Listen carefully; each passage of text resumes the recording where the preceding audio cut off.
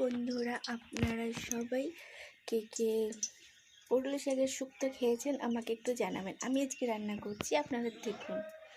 এগুলো একটু ভেজে নেব, একটু হালকা করে ভেজে একটু তুলে নেব। এখন এর মধ্যে দেবো 2 কোয়া রসুন আর একটু রাঁধুনি। তার মধ্যে কেটে রাখা আলু আর বেগুন দিয়ে দেবো।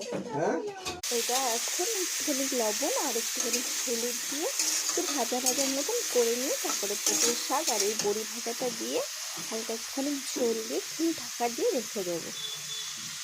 এখন কেটে রাখা পুরো শাক এখন ধুয়ে এনেছি, এখন দিয়ে দেবো কড়াইয়ের মধ্যে। ভাজার মধ্যে 5টা কাঁচা লঙ্কা দিয়ে দেবো। একটুখানি হালকা করে নাড়াচাড়া দেবো। একটুখানি মরে আসলে মানে শাকটা একটু কমে আসলে তাহলে এর মধ্যে একটু হালকা জল দেবো। তাহলে শাকটা তো সিদ্ধ হবে। হ্যাঁ, তো ফাইনাল লুক এরকম হয়েছে।